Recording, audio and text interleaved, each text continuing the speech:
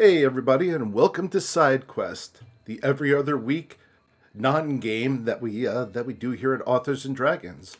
My name is Rick Gualtieri, and joining me tonight are Drew Hayes and Robert Bevan. Say hi, guys. Hi. Hello, friends. It's almost October, so I'm just diving in. Yeah, I didn't even think about doing that. Yeah, just pretend that my intro was spooky. This is coming out at the very end of September, so I am jumping the gun a little bit. Oh, Not October yet. Yeah. It's premature Halloweening. I don't have to say, hello, friends.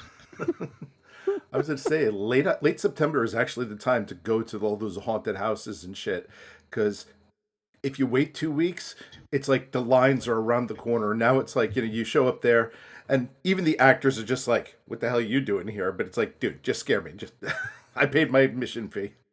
Hopefully, that is advice that will be put to use in 2021. I don't know. There's haunted houses. Yeah, they just don't really strike me as a smart idea this year. Well, no, it's extra scary. Nobody wears a costume. They all just cough on you. Yeah. Scary in an entirely different way. Or she went to a haunted house, then she died, and now she's really haunted a house. The haunted house that keeps on giving. Goddamn, that was depressing. But, possibly only slightly less depressing than our bonus action tonight. I was reading an article earlier talking about the cataclysmically disappointing box offices of both Tenet, which was released in theaters, and Mulan, which was released to Disney Plus. Yeah, the article that Rick is referencing, now it had a box office for Tenet because we just have we have access to that because it went out through traditional media, but Mulan was done via the Disney thing, the rental option on Disney Plus. So the thing about the streaming ones, there's never real data. Like, they never are going to tell us if it's a flop, but somehow they had estimated it out to around $30 million, give or take, or to give a few, somewhere around $35-ish million for both of them. Mulan and Tenet was what they were reporting. I'm trying to find an updated Tenet one to see if there's anything more on that. For our listeners who don't know what Tenet is, it's a movie. Actually, yeah, this is a good one to go into the background of. So, Tenet is a Christopher Nolan film that he was very famously inflexible on the releasing capability of. So he said it's going to be theaters. It has to be theaters. It will not be anything different, which is fair in the sense that I definitely was like, okay, if he was like, it has to be in theaters and he wanted to push, totally would have backed that. I got that. I would have gotten that 100%. Being no, it has to be in theaters, and you have to risk your fucking health to go see it. That's a little bit more like you are a little bit above what you think you are, man. When you guys were talking about this before in the chat, I thought it was a movie that David Tennant was in, and he was being a dick about it. I've never heard of this before. For all intents and purposes, David Tennant is supposed to be a wonderful person. Yes. This is not about David Tennant, who we love. This is about the film Tenet. Here we go. It has a current domestic gross of $36 million, which for a Christopher Nolan movie is dog shit. I don't actually give a shit one way or the other about David Tennant. How dare you? I wanted to see here. Yeah, here we go. Here, for comparison, Harley Quinn, Birds of Prey, which was hailed as a flop earlier in the year. It wasn't. It definitely made its money back and then some on the worldwide. But that was hailed as a flop, made $84 million domestically, same year. But, obviously pre-pandemic. So a $30 million for Christopher Tennant is shit. It's very understandable. It's a fucking pandemic. Christopher Nolan. But yeah, right before this, I was reading something that globally it has to make $400 million to kind of break even. And it is currently at 251. So not doing great on that front. At least not in the U.S. front. And no, that's international. That's everything. No, I know, but I'm saying the U.S. is 30 to 36 million, really isn't helping shit there. Oh yeah, no, almost all of that is international. Yeah. Like a tremendous. It's 215 million international, 36 million domestic. Yeah. And like comparatively speaking, Disney's obviously not going to tell anybody how Mulan did or didn't do, but I think it's very telling that this same week they pushed back Black Widow to to next May. Yeah, so we're always going to be speculating on the Mulan numbers. We're going off what the article reported, but obviously it's guesswork. Again, we're never going to know for sure. I won't be. But yeah, that one does not surprise me. Sometimes it's not about the facts of the situation. It's about looking at how it's going to feel to a consumer. And the idea of paying for a subscription service and then spending an extra $30 for a movie, just it rubs the brain a different way. Hang on. Was this $30 to see your movie at home? Yes, This was $30 to see Mulan at home. Fuck that noise. On top of a Disney Plus subscription, you had to be a Disney Plus subscriber. Now, Trolls World Tour did something... That is some fucking mouse balls. Yeah, exactly. Now, Trolls World Tour did something similar earlier in the year. They charged $20 for it, and theirs was through Amazon. There was no required subscription. It was purely a heightened rental. And it saw booming success. Universal bragged about it. It sort of started a feud with AMC. I think we've talked about it, but it did really fucking well. It did very, very well, bragging about well. Well, one could argue, it was okay, I pay $20 and shut the fucking kids up for the night with this movie. Oh, sure. I'm 1,000%. I mean, that's what a children's movie is. That's why it exists. But and it probably hit it the right time to really need to shut your kids up. And it was also during early pandemic, early lockdown when there were less entertainment options. Exactly, yeah. But I still think a big chunk of that is honestly just part of it, the mindset that says, wait a minute, I'm already paying a subscription and I have to pay an extra. Fuck you. Yeah. It's just in there. Let's also add that I think Mulan had a couple strikes against it. Yeah. We've already seen fucking Mulan. Yeah, exactly. It's a Disney remake, and it's a Disney remake that arguably took out the best parts of the cartoon.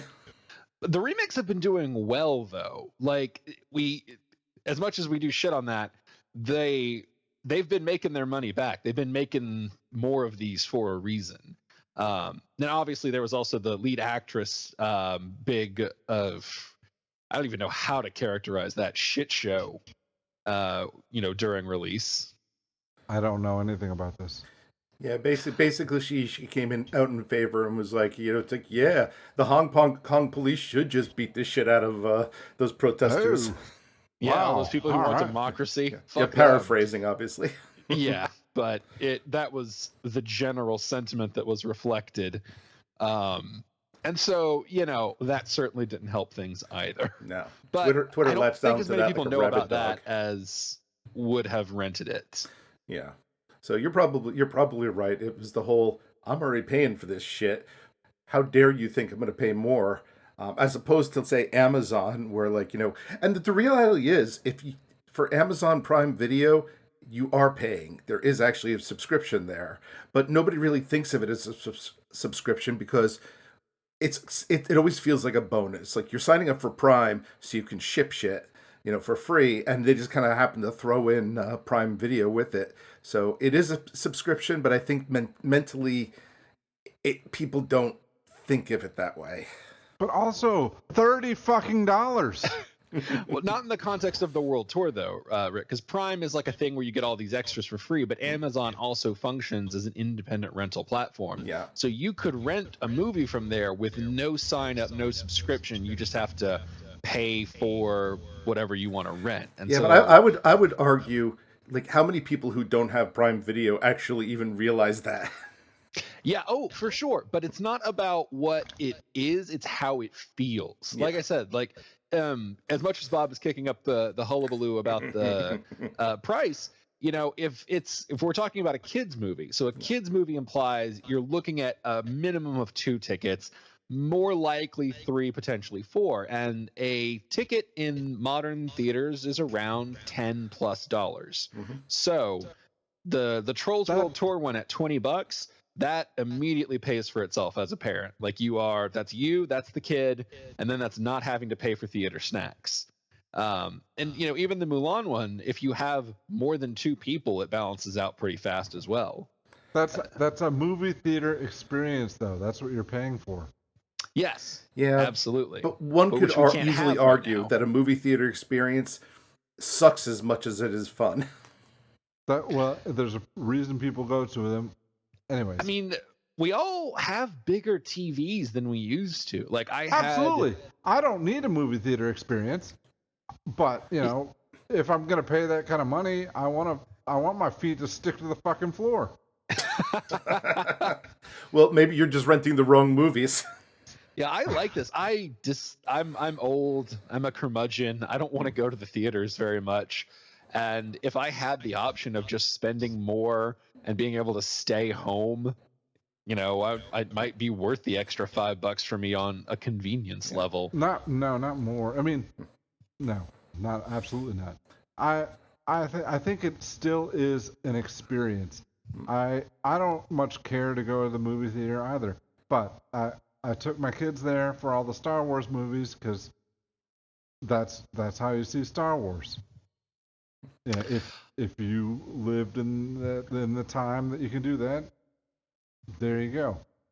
I will say there has been in recent memory one time when I did feel that communal experience that you're talking about, and it was Avengers Endgame, when the hammer throw thing happens. I don't know why I'm speaking this softly about a movie that's been out for a year, but the Captain America scene at the end where just people cheered, just instinctually lizard brain cheered. And that was a really cool moment to be in a theater for. Yeah, but it is cool. But from my perspective, I took all 3 of my kids to see Endgame, and they need bribery to sit their asses still for 3 hours. So in that case, I mean, this is not a $30 experience. This is more like a $130 experience between popcorn, the tickets, sodas. Oh, I want some candy. Oh, I want some more candy. It's like, it is enough of experience that enough of a cost that, I'll be personally honest, as many improvements as they've made to my local theater, and they've made quite a few, I still sit there thinking, this is a fucking expensive night. And I'll be perfectly honest. I mean, as much as I'm with Bob, I didn't give a flying fuck about Mulan. Well, that's another thing. Like the Lion King, that was like this huge phenomenon that they do on Broadway on ice and all that shit. I mean, that's all right. I didn't care about it, but I can understand people paying some money to watch the same movie again, except with CGI animals. That was a worse animation. Yeah. But Mulan, does that really demand that kind of no. I don't think so. Did the Jungle Book? Did that do as well? Yeah, again, they've all made their money back and then some. They keep making them. Yeah, well. See, not for me. I will look it up. I think Disney's acid test would have been to stick to their guns, release Black Widow in November, and do the same. Because in that case, I would have paid that $30 and told my kids, "You're sitting here with fucking dad, and we were watching this fucking movie." Woo! Jungle Book made $966 million worldwide on a budget of $175 million. So yeah, Jungle Book did just fine. Motherfucker. Yep. A lot of people going out to see a little naked boy run around the woods there. Uncomfortable silence follows. I love that we just left Rick. Yeah, that really was. Wow. Sorry. I can judge because I wasn't one of them. So this was sort of an article about the downfall of cinemas and everything, because it sort of demonstrated that, yeah, even if there are just absolute determined filmmakers who are like, no, my art will be seen in the theater and only in the theater. People don't give a shit. No. And again, they're not showing up for Nolan. He's a big draw. I mean, we looked it up earlier. He's one of the top 10 grossing directors of all time, which was shocking. In all fairness, though, I will say I have no fucking idea what Tenet is about. Oh, good. ditto. Thank you. I didn't want to be the guy, but all right, you guys too? Oh yeah, no. I think you're not. I think you're not supposed to know. That was part of the mystique. I'm not going to see it then. Yeah, I think some of this. I thought this was for another fucking superhero shit. Himself substantially. People will just come. They will come to see my beautiful craftsmanship. Like Inception had a lot of buzz around it and stuff, so I didn't go see it in the theater, but at least when it came onto video, I was like, all right, let's see what the fuck this is about. Maybe it's just because I got rid of I cut the cord maybe earlier, like a couple months back, and I haven't seen a whole lot of commercials, but yeah, every time I see Tenet, I'm like, what the fuck is that about? Oh no, yeah, that I have been following this because I was genuinely curious, and I have no fucking idea. It's purposely obfuscated. Now at this point, obviously the information is there if I chose to seek it out, but I choose not to. Because honestly, I don't give a shit at this point. I heard about it today. You hear that, Christopher Nolan? We choose not to seek it out, nor do we choose to die for your art. Yeah, like Mulan didn't do great, but they also didn't ask anybody to get sick for it, so yeah. Mulan doesn't get as much of the shit stick on this one. Yeah, I really think that you need to do a AAA movie to test this out. And I know this is not an easy thing. I know there's no company on the planet that wants to take their $200 million blockbuster that they know is going to make $1 billion otherwise and just say, hey, let's run a test with this. But honestly, I think that's the only way to know for certain, because otherwise you're always gonna have these little nigglets of stuff like what the fuck is Tenet? I also just don't think, you said like they could make $1 billion, otherwise, but I'm not sure that otherwise is coming back anytime soon. Yeah. I mean, even as things are getting better, we're seeing just a shitload of people who do not want to go out and whatnot. And I think they've said even in like countries where things have opened up a little, it's just not as fast of a resurgence.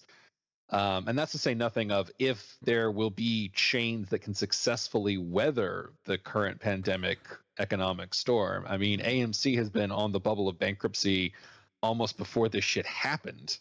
Yeah, and I mean, imagine them just redoing all their theaters so that, hey, everybody's 6 feet apart so we can fit 4 people into a fucking theater. Yeah, I don't know. I don't know if the theater market that existed in January of 2020 is going to exist again for a while. Yeah. And it sort of becomes a point of like, maybe it's time to start turning these things into some money.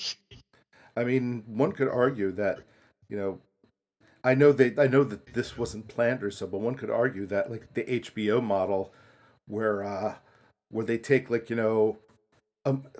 something and turn it into a series with really high production values that almost feels like a movie every week. And obviously HBO made a fuck ton of money off of, say, Game of Thrones and I think Watchmen too. That might be the way to look at it. For a minute, when you're talking about the HBO strategy, I was going to be like, releasing an app that no one can use because it's not on Roku or Amazon. No, I don't mean HBO Max. That's a bunch of dumb fuckery. Oh man, I have that app, and it's such a pain in the ass to use. But there's a bunch of good shit that they've corralled on there.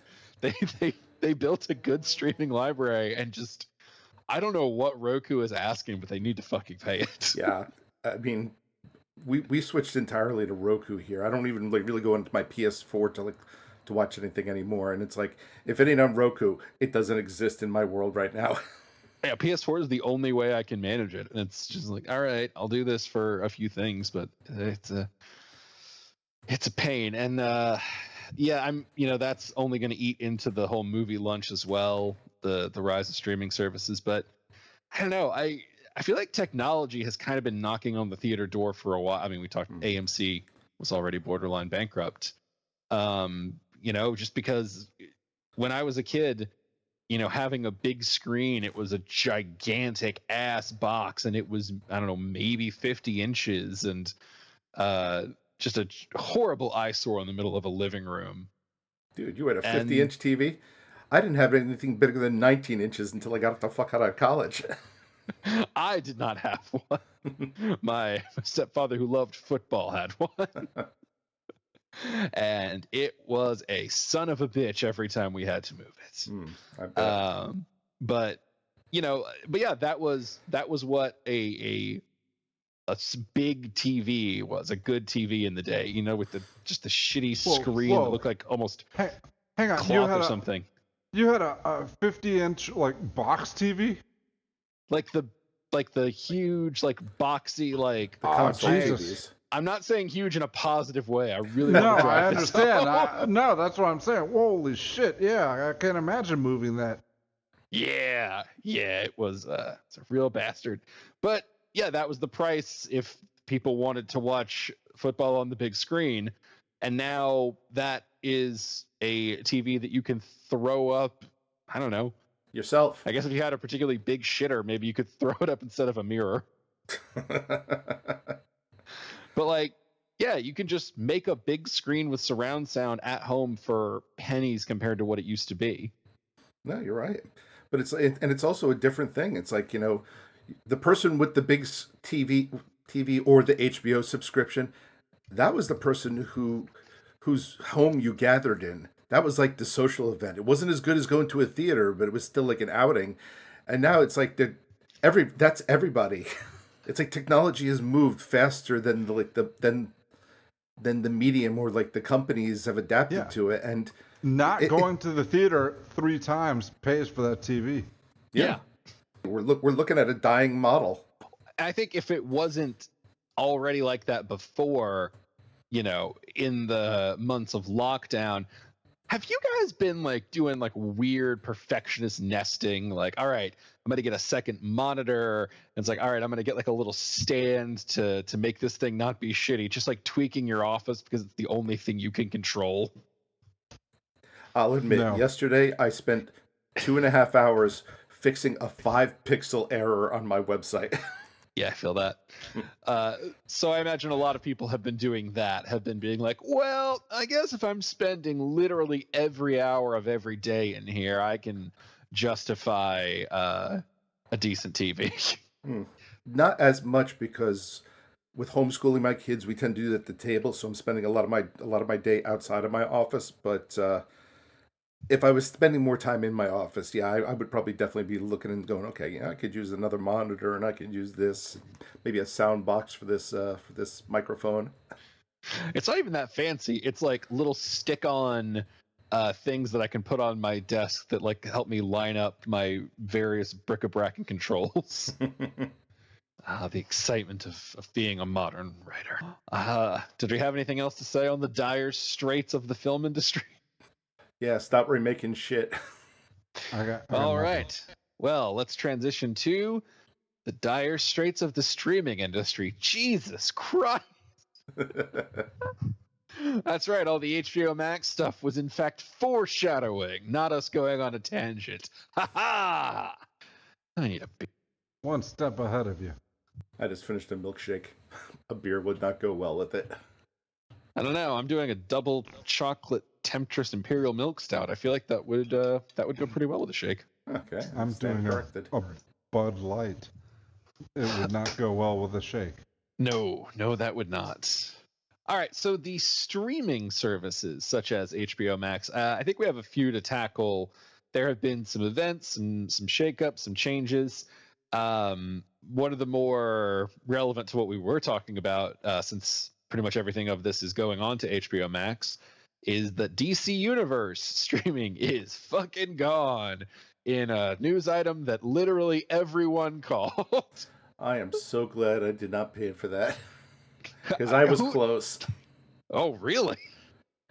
Well, there were some shows on there I wanted to watch, and when we cut the cord, I basically told the family, I'm like, all right, we have certain channels already, but we can add a few more to, like, make up the deficit since we're saving a few bucks.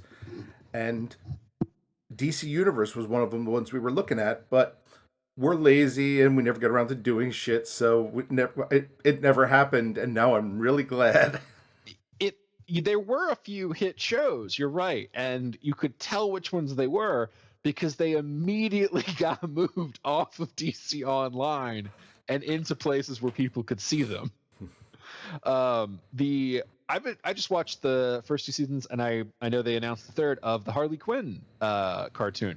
It is really fucking good. Yeah, really fucking good. All of them are good, but Ron Funches as King Shark just fucking killed me every time he was on screen. I was laughing my ass off. Smartest thing they did was basically say, fuck kid friendly, we're making an R-rated cartoon about an R-rated character. And it's brilliant. Yeah, I love King Shark just walking around doing hacker stuff and then occasionally biting off like someone's head. Yeah, I just love it. I haven't seen the second season, but I just love in the first season. They just made just Kite Man, just this recurring character. Oh, he's in season 2. Oh, good to know. Oh, season 2's arguably better in a lot of ways. Holy shit. Yeah, very strong. Season 1 was fucking hilarious. Another great DC Online show that moved to HBO Max and I enjoyed the shit out of, Doom Patrol.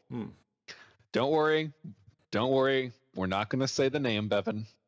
But it is a really... Is it Brendan Fraser? Yeah, this is the Brendan Fraser one. Wow, I have no idea what this thing is, but I totally called that. It's a TV show where there are various sort of like fuck up monstery superheroes in a creepy old mansion. Alan Tudyk plays the season 1 villain who kidnaps their mentor. It's a great character driven shit show.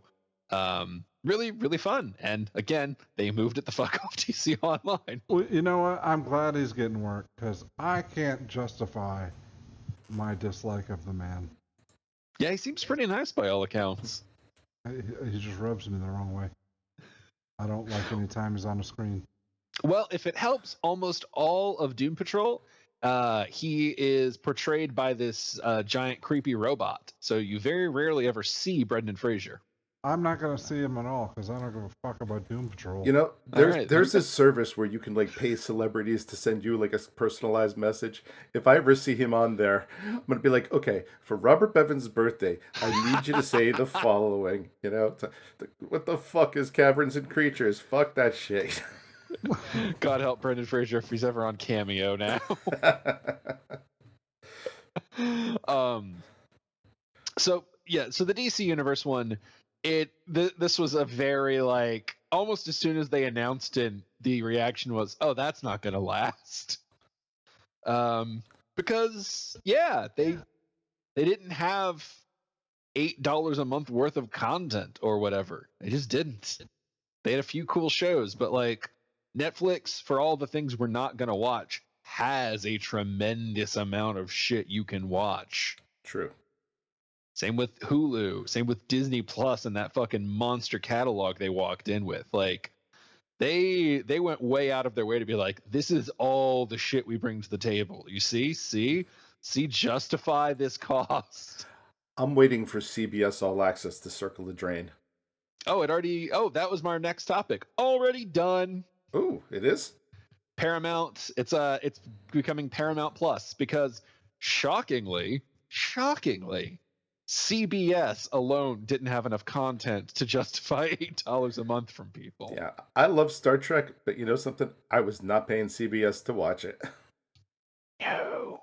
I really wanted to see that new Twilight Zone. Anyway, and that's the thing is every time they announce something, it's oh yeah, some of those seem pretty cool. I hope they come to a real channel someday. Yeah. It's just they didn't have the backlog. I'm sure that some people, based on ratings, enjoy The Big Bang Theory enough to justify, I don't know, that access that CBS had. And they had some good comedies for a while, but again, 5, 6, $7 a month, you have to have a lot of shit. Yeah, I mean, just when it first came out, I was like, okay, it's CBS. I was like, yeah, I mean, what you said is smart. Like, them moving over to like Paramount, but at the same time, I'm kind of wondering. I'm like, you know, Disney stepped in. They had a whole ton of stuff, but if like Universal and Paramount and like Miramax or whatever, they all start making their own channels, I'm just gonna be like, fuck that. I mean, at that point, I think the one who'll be standing strong is that Amazon independent platform where you can just rent the shit you want. Yeah, or in like Netflix's case, they're kind of moving away. I mean, you look for a new movie there, you're going to be disappointed, or at least like a new theatrical movie. But they got a lot of original content, and a lot of it is very entertaining. Yeah, I mean they've had to. That's sort of the new thing about the streaming. So as the streaming wars heat up, you're gonna stop seeing the centralization of content that existed in the last decade, where people, NBC, ABC, all these people, they didn't have a place to put their content online, so they're like, sure, Netflix, you can license The Office and Friends and Seinfeld, and you can just have all that shit in one place. Because what are we gonna do with it? It's doing nothing for us here on the shelf. It might as well be making some money. But with the emphasis shifting to streaming, now everybody is going to hoard their original shit for their platforms. That's why Disney got to swing the big dick it did when it entered, because it's like, hey, this is all our shit. This is our Disney shit, our Marvel shit, our Star Wars shit, our Fox shit. We own all of this shit. It's not going anywhere. Yeah, and I mean, there's a lot of stuff amongst them. Unless you see the other studios teaming up and stuff. I mean, I like Universal, but I'm not going to pay like $8 a month to watch like the classic Dracula, Frankenstein movies, or God forbid the new MonsterVerse movies. Yeah. Like I'll buy shit a la carte. I am at a point in my adult life where like I will just support things. Like I've been paying for the some of the Star Trek Lower Decks episodes on Amazon just directly. Because I've enjoyed that show and I thought it was really fun. And I was like, I like this enough to support it financially and whatnot. And honestly, it probably would have been cheaper for me to like buy a month of CBS All Access. But from the bottom of my heart, just fuck them. Just fuck them. I'm not going to do that. Have you enjoyed that? I've been interested in that because it looks like my wheelhouse, but all I've seen is shit about it. Well, also the thing is, like, there's a bit of a trust. You know that when you pay for that on Amazon, it's a one-time thing. I don't have a lot of trust for these services in that, like, hey, once you sign up, that's one thing, but turning it off, holy shit, you got to go on Indiana Jones like fucking quest through the internet to find that shit. Oh, and circling back to the Mulan thing from earlier on, then you start getting into what is and isn't a thing you have bought. So, Mulan had a $30 price tag to rent. It had a $35 price tag to buy. But remember, all of that was still contingent on being a Disney Plus subscriber. So if you buy Mulan and then stop subscribing to Disney Plus, what exactly happens to your digital property in that situation? Yeah, but I don't know the answer.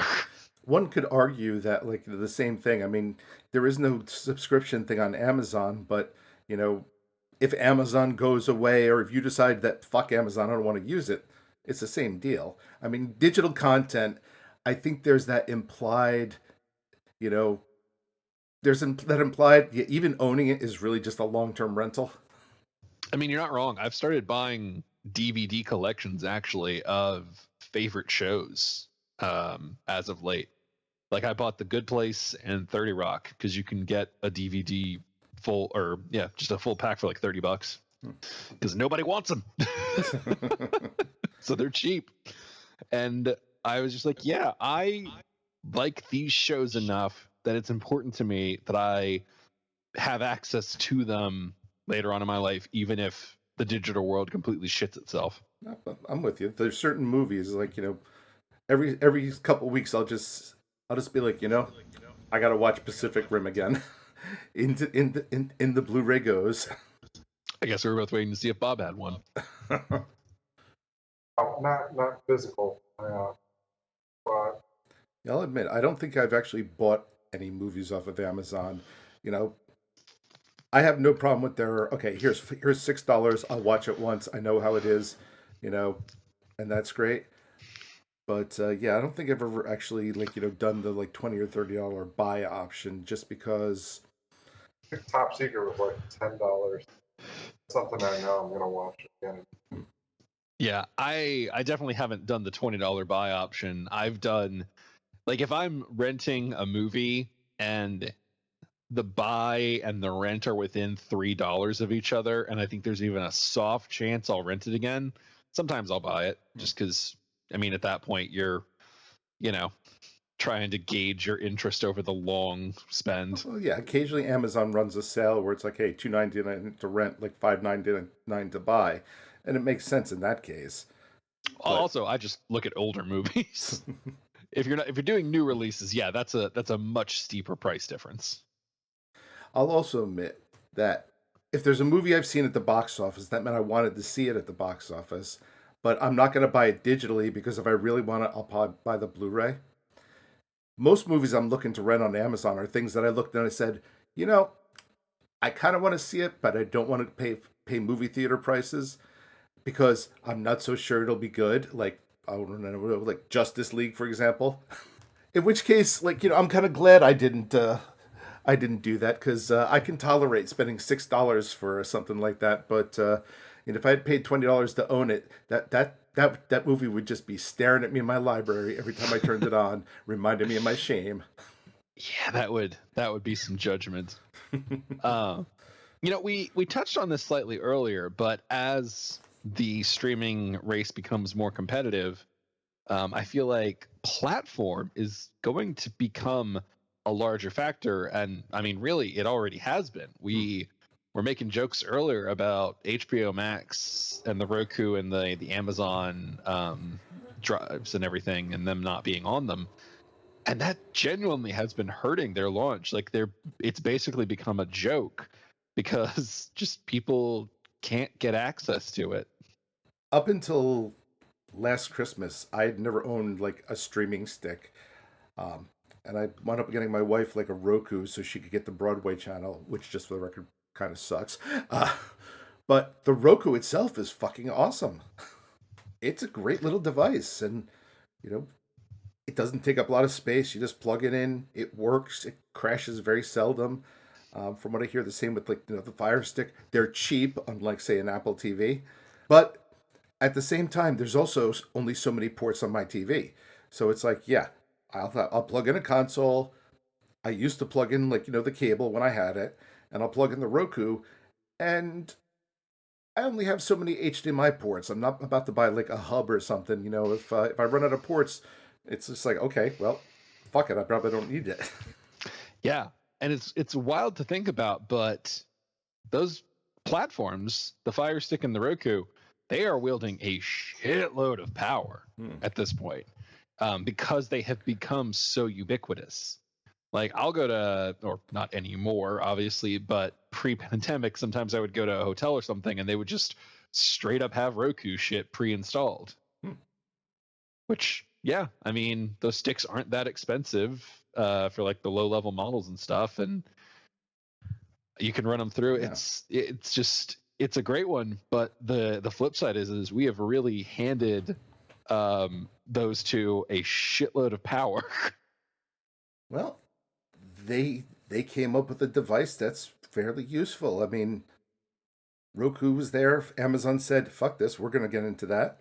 Like I said, there is the Apple TV, but with everything Apple, it's kind of like they're like, "Hey, it does the same thing, but we're going to charge you 12 times as much." That does sound like Apple. And apparently, Apple does have some original content of their own on Apple TV. Nothing that's really given me any incentive to want to buy one, though. Oh yeah, I have an Apple TV subscription from, I think last time I had to pay for a phone upgrade. I got that for free, and so I've been watching Ted Lasso. You don't need an Apple TV; you just need the subscription to it. That one, pretty fun show actually. Oh, it's taken up a lot of my time the last couple of weeks, and and I think they're pretty good investments because shit ton of content. Crunchyroll and Funimation. Oh yeah, I love Crunchyroll. Not a great season this season, but in general, good purchase. They can't really help that. Yeah, I mean, we had Crunchyroll, and my oldest decided to get Funimation, so it was like, well, you're paying for it. Why don't you put it on the main TV? You know, it's like sucker. But Wait, Funimation's a separate thing again? yeah, God damn it. So they were separate, and then they combined with Crunchyroll, and then they combined with Verve, and now I guess they're on their own again. yeah. But even How so, much? I'm not going to run out of anime content anytime soon. Say, how much does Funimation bring season to season? Because that feels like another CBS All Access thing.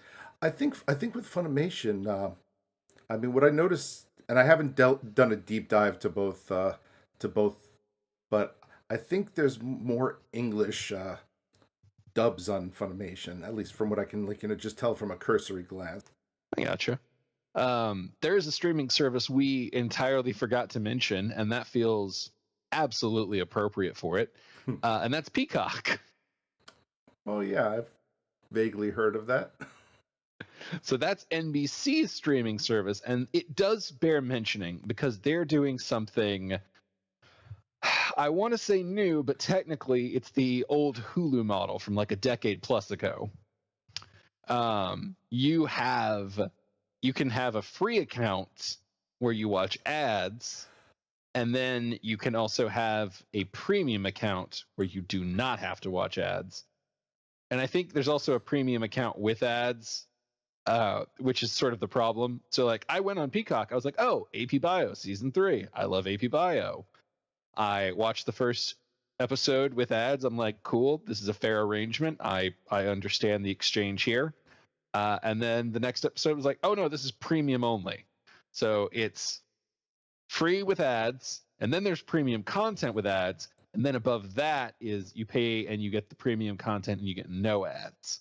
So already too complicated. Yeah. Also, I'm not really.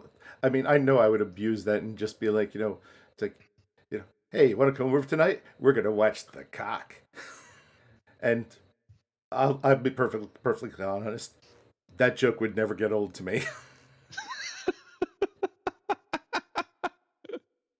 All right, Peacock. I get it now. But yeah, it's like I'm not a big fan of that stuff where it's like, especially like isn't Hulu doing something like, okay, you pay this much, but you still get ads, but you pay more than to get no ads, and I don't like I that believe so. double-dipping But they've only have the 2 tiers. Yeah. So it's subscription to get the content, and then the ad-free upgrade. I don't know why that makes more sense to me, but it does. I'm fine with a free with ads tier. That doesn't bother me. That in the streaming and new digital landscape, I understand that exchange, Yeah. and I'm at peace with it. But paying and then also having ads. Yeah, that kind of bug. That's the only reason I haven't gotten Hulu yet, is because I'm like, one, I don't really see a reason to pay their like top tier because it's not cheap, and their other tier, I'm like, fuck you, I'm not gonna pay for the privilege of ads. It's kind of like when we're doing audiobooks, where like where it's like, okay, you can do rev share or you can do like pay up front, and then you got a couple like narrators who are like, no, we'll do rev share, but you should also pay me up front. And I'm just like, no. Remember when Amazon used to just kick in money for that? Oh, stipends. That was so nice. Yeah, they don't do that shit those anymore. Are gone, right? Yeah. And I had like 5 or 6 books done that way. It was wonderful. This feels like a transitional period where, like 10 years from now, people are going to be like making documentaries, and they're like gonna, show clips of this podcast and say, "Wow, you remember how fucked up all this shit was? It's so simple now."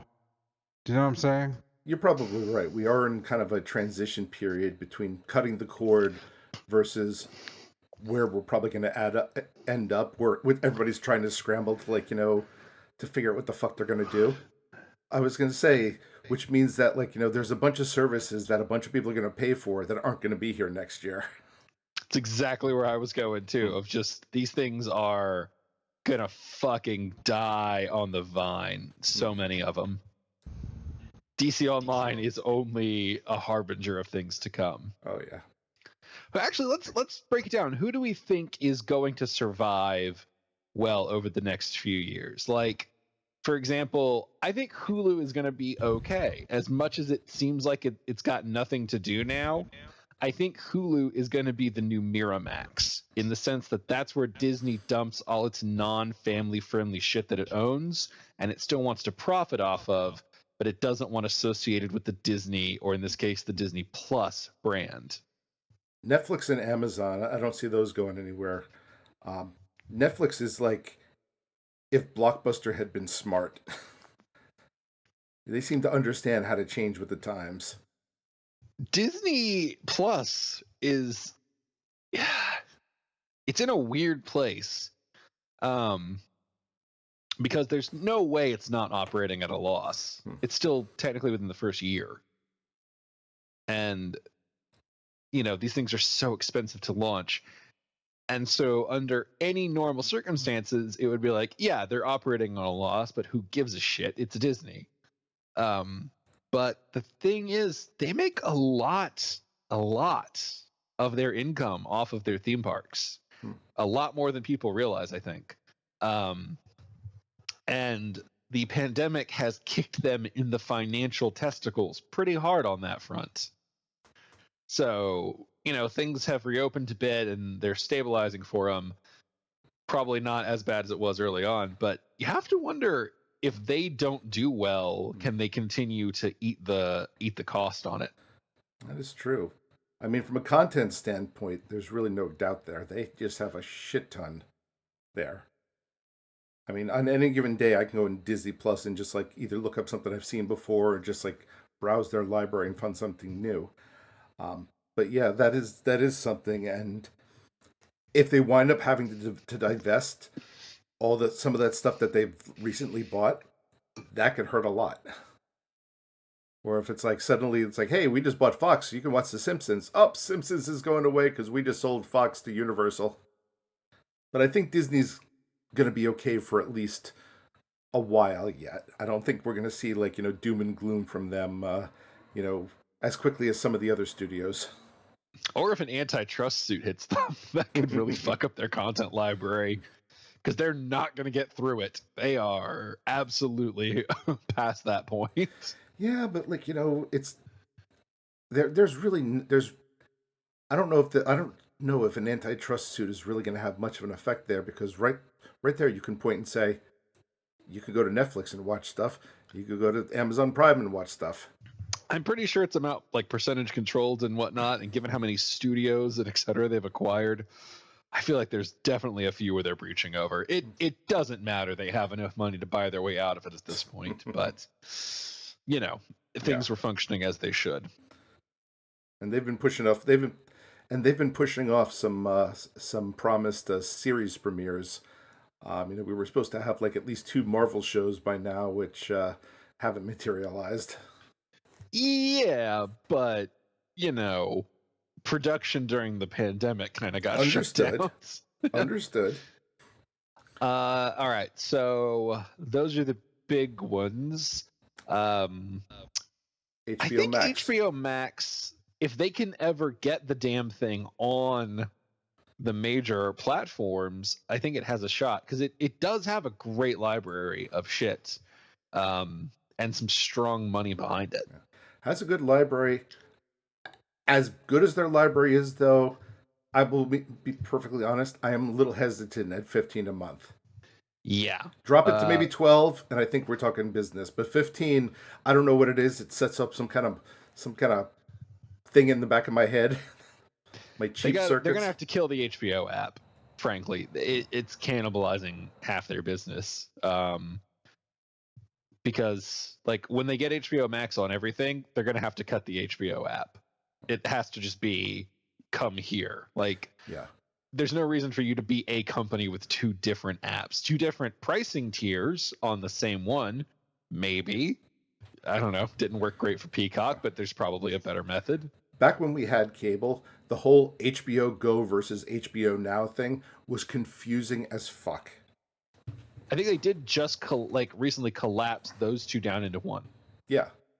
But it's still HBO and HBO Max, which is, I think, still not a great mindset place to be. No, one has to die. Yeah, one really does that. They're killing themselves on that one. Yeah, I'm not really sure. I see, like, it's either I call up Verizon and I get all of HBO, because that also kind of pissed me off in the days prior to cutting the cord, because I was like, I'm paying for HBO, but now you're telling me there's another tier of HBO that I'm not going to get stuff to, and yes, that was potentially going to piss me off.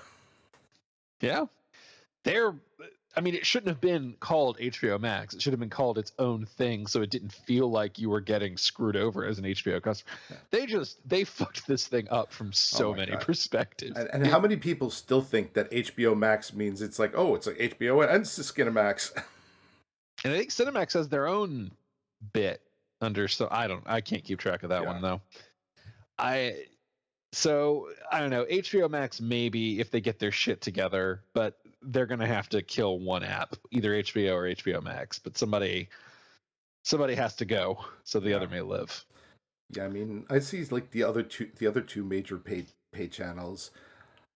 If HBO just scoops it all up, I can see like Showtime hasn't been a player in a while. They're pretty much a waste. And I would say Cinemax too, really. There hasn't been much of a reason for. I could see those two going away. I haven't heard of Cinemax or Showtime in like more than 10 years. Yeah, what was it? My last deal with Verizon, I had HBO, Showtime, and Stars. And Stars wasn't bad. And HBO wasn't bad. And Showtime was more like, okay, I'm only going to keep this because it's you throwing it in with the others. I also think until like last year, I had a Stars subscription and used it. Like, good. They had a lot of good movies on there. Yeah, Stars gets a lot of movies, and they also have a decent amount of original content. And they're not trying to launch their own damn streaming app. Yeah, it wasn't enough for me to like actually pay for it after I got rid of everything, but I did actually spend some time on there. Okay, so with HBO Max out, let's see. Peacock, fucking dead. Fucking no. I think NBC is gonna have to roll up with somebody bigger and just become part of a package. They're like it's CBS All Access all over again. One channel does not have the content library to support a subscription. Yeah. If they were doing all ads, even on their original shit, sure, yes, maybe that could work. But the premium paywall is just not going to fly. No, I don't need to see Friends that badly. They don't even fucking have Friends. Really? HBO Max has Friends. Jesus fucking Christ! What's wrong with? Yeah. That's one thing that drives me nuts is when. And I understand there's business deals and stuff, but when a studio launches their own shit, and basically they're telling you, "Oh, the stuff we're most known for, yeah, we sold that to somebody else." Yeah, that's an HBO Max one right now. That kind of pisses me off. It's not well thought out. It's gonna fucking go down hard. See, the Paramount one, maybe I don't know enough about the properties that Paramount has. I don't know how big of a content library that's going to be on the movies and especially the TV front, because movies are a nice flash to draw people in, but I think it's the big long series that keep people churning through. Well, see, that's one place where they lose comparatively, because here's the thing. When Disney comes out with something, you fucking know it's by Disney. I mean, there is no doubt there. When Pirates of the Caribbean comes out, that it's Disney. You just said it yourself. You're like, I have no fucking idea what Paramount has done. They've done a ton. I know that. But the name, I'm not really sure, gives you thoughts of like, oh, well, I'll be able to watch this or this, unless somebody tells you. It's very, very fair. Yeah. From a branding perspective, Paramount has a nice respectability as a studio vibe, but it doesn't convey jack fucking shit in terms of content.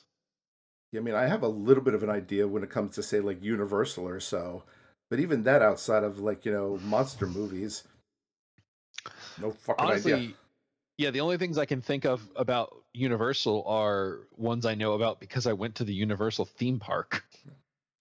And the funny thing is, a lot of their rides are based on Marvel characters, which Disney owns. Yeah. Yeah.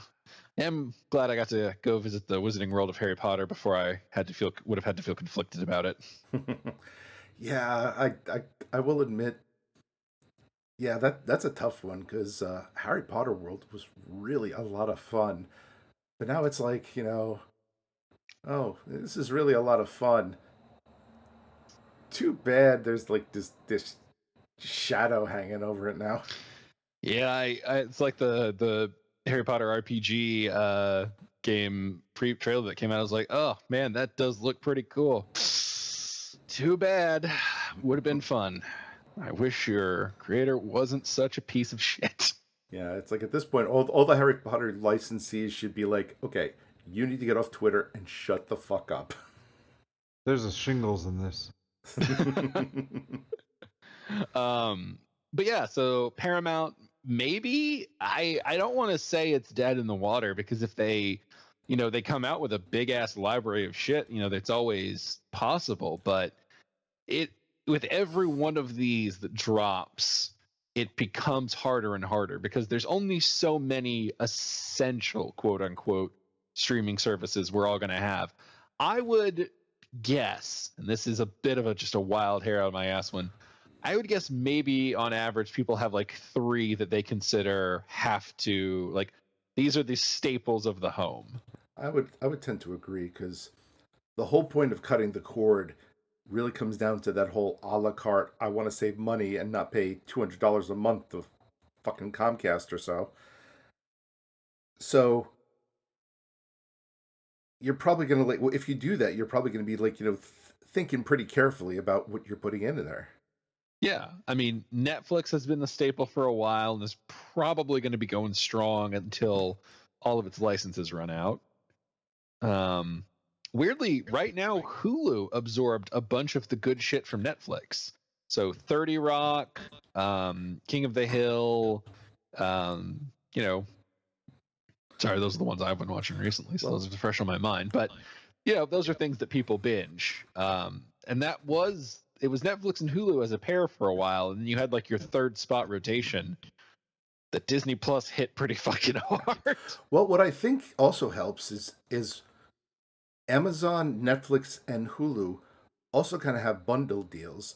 Like Amazon Prime, well, obviously, you're getting a lot of benefits out of Prime there. Netflix, I don't pay for my Netflix. Netflix came as part of my deal with my cell phone company. They pay for it. So that's pretty awesome. Nice.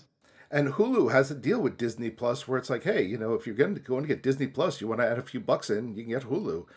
And I think those are smart deals where it's kind of like, okay, now I feel I'm getting my money's worth, as opposed to say, oh, I don't know, CBS All Access, where it's like, well, okay, I can pay you money and watch Star Trek and in between episodes be bitter that I'm paying you.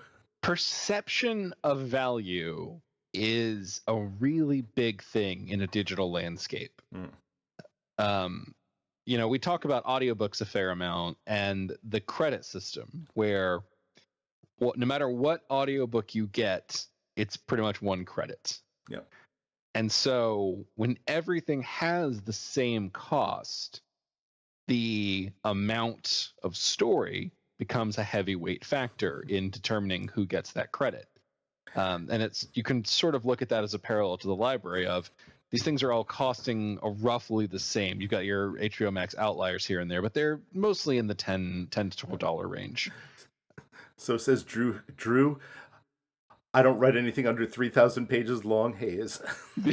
Yeah, I am the Netflix, the Hulu of that thing. But yeah, I mean, it is sort of a parallel on the, when you balance out the cost, the amount of content you're getting does become a weighted factor. So for those 3 slots I can budget, maybe I like 3 shows on CBS All Access, but there's still no fucking way I'm spending for it when I have access to all these other tremendous libraries for the same cost. No, you're right. I mean, like DC Online or or CBS All Access, if that was an upsell where it's like, hey, well, you buy Netflix for $2 extra a month, we can throw this in.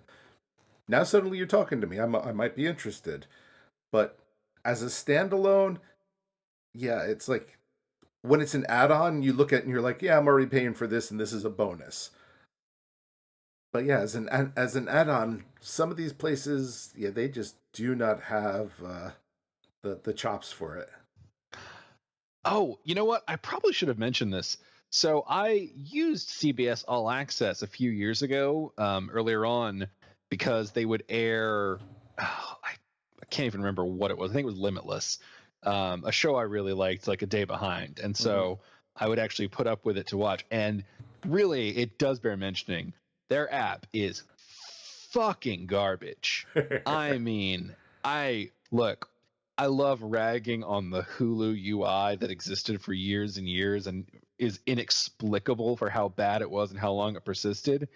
And CBS All Access is several steps below that level of competence. It crashed frequently, very unintuitive, hard to navigate, glitchy as shit, just shit on every level. I was signing up for their free trial to because I figured maybe I'd watch Picard or so. And yeah, I reached the point where I was going to put in a credit card, and I was like, this has been such a not great experience. I'm kind of afraid to put my credit card in here because I'm not sure I'm going to be able to find it and cancel it later. The best thing they did was sign up for that Amazon system where you can add them as a channel on your existing Amazon account. I didn't use it, but I saw that and I was like, okay, that at least makes sense because I'm like, all right, that one would be stable. Yeah. Be the only fucking version that is stable. No, you're right. I mean, if you kind of latch on to a system people already kind of trust, I don't know why I trust Amazon, but because it runs. Like, yeah. I don't love their business practices, but as a streaming platform, their shit works. I don't. But yeah, I feel like what you said, Rick, the add-on feature. If that thing was $3 or $4 a month, and it was an Amazon channel add-on to get all the access to that streaming content, I would be so much more receptive to it. But $12 a month for CBS's content is well, it wasn't sustainable. I guess is the long shot of that. They already collapsed. Yeah, I think DC was like $8 a month, and they had more content I actually wanted to watch, and I was still like, yeah, we're gonna take a wait and see on this one. Yeah. Oh my God. Crackle still exists. I always forget about Crackle. They did the purely free model, and good for them. I think that's why they're still alive. Like, they have things. They had a Super Mansion was kind of fun. Yeah, every so often I'll turn on Crackle on the Roku just to see if there's like anything. I'm one of those nights where I have nothing else to watch. Look, if you are broke, Crackle is free and it doesn't have the worst selection. No. Like we've all been there. Sometimes you just want the freest shit you can watch, and by God, Crackle is not a bad port in that storm. Oh, hell yeah. I remember back when I had Verizon, I was surfing their free catalog, and I was just like, yeah, screw it. Green Lantern's free. I'll watch it. There is one category we haven't touched on yet. The cable substitution streaming apps. Do you guys fuck with Sling or YouTube TV or any of that? No. You guys, like, with that Roku and Hulu shit, you're way beyond me. I looked at it, and the problem is, I think the big, appeal of that is, local channels. And I'm like, I don't watch the fucking local channels. And I'm sure as hell not paying, $70 a month to watch the local channels. Yeah. They're not cheap. I used to fuck with PS View, and then I switched over to YouTube TV for a trial. And then around the time when I was like, oh, okay, I'm running out on this, and I don't want to pay as much as they want for it, I was gonna switch back to PlayStation View, and it closed. Like they stopped offering it. It collapsed. Yeah. Because apparently it was not making the money. And so, yeah, I enjoy them, but they price themselves, especially now. Even since then, I think YouTube TV and Hulu are both like 60 something bucks a month. It's like, at this point, aren't you just cable? Yeah, I mean, my whole point of getting rid of cable is that I don't want to pay that $60 a month for just one thing. I mean, yeah, it's neat to get access to, like, it does give you a good selection of channels and everything, but honestly, I think just doing the 3 staple streaming access points will get you most of it, if not all. I mean, Hulu has that. YouTube has it, and there's another system out there. Might even be Peacock. I forget which, but none of them really. Sling? Okay, yeah, probably Sling. Yeah, and all of them are like, okay, that's nice. Well, and also here's the thing: like Sling, I probably wouldn't get because their lowest tier didn't have any channels I want. Their next highest tier was all sports channels, which I don't give a flying fuck. And that's probably the market though, is live sports. Yes. That makes a shitload more sense. Yeah. It does if you watch sports. Yeah, if again, we clearly don't, but those are multi-billion-dollar industries because somebody's paying for them. So, okay, that I see a lot more stability in those apps now. That business model makes a shitload more sense. And like if we look at like other sports packages, like if there's an ESPN like streaming or so, those will probably survive because there are some people who they just cannot live without their football, baseball, basketball, whatever. So there's always going to be that niche. Yeah. But I do think you have to offer multiple things. Like I might pay for a UFC pay-per-view every once in a while, but I'm not going to pay for, say, the UFC channel. Fight Island nonstop. Well, do we have anything else we think we can say about the streaming game? No, I agree with Bob. I think we're in a transitional period, and the streaming game 2 years from now, I think is going to look vastly different than what it looks like today. I was insightful. All right, folks. Well, whatever the future holds in the streaming department, we hope y'all will be here to react to it with us as we all weather this hellfire storm together. And just really, really hope our respective shows survive. Well, that's fucking depressing. I mean, at least, shit's been getting renewed. They're making new things. There's hope for the future. A&D All Access. Where we never turn off our microphones. The Authors and Dragons streaming channel. Might have to work on that. Well, until then, or next week when we have a normal game. Bye. Bye. Bye.